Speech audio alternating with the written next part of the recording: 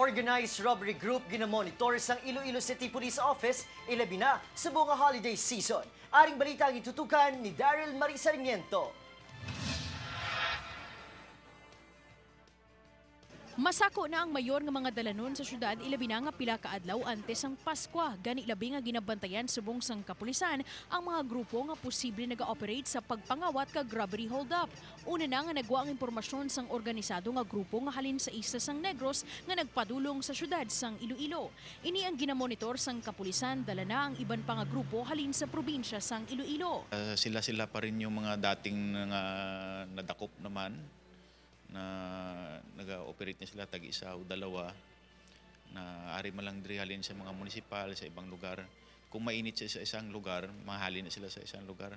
Pahayag ni defensor, wala pa nila matumod ang pangalan sang grupo apang mas maayo nga mapreparahan kagilayon nga madakpan sa tion nga maghimo sang hindi maayo nga akto. Ipadamuon ginamon ang pulis sa visibility at saka presence diri sa city sa mga places na damo sing tao, yung concentrated yung commercial activity doon bali calibrated yung response namon. Ginapanugyan man sang kapulisan nga hindi na pagdalo ng kabataan sa mga matawo nga lugar agod hindi mabutang sa alang-alang ang ilas seguridad. Daryl Marisarmiento, One Western Visayas.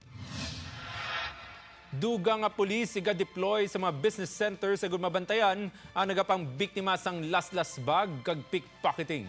Si Zen Kilantang nakatutok.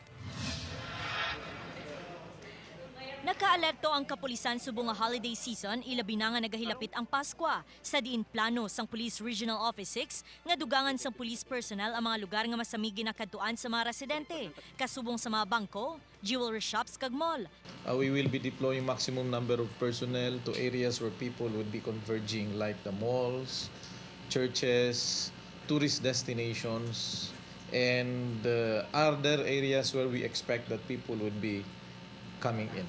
Ginapandaman ni Bulacau ang publiko nga mangin mahinalungon ilabi na nga ini ang tion nga madamo ang nagapamintaha agud makakwarta. We will be making sure that all people, all members of the PNP will be present in those areas 24/7 para ma-check kung talagang mayroong movement underground nitong mga termite gangs na ito.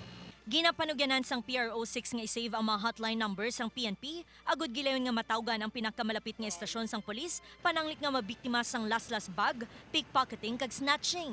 Ako si Zen Kilantang para sa One Western Visayas.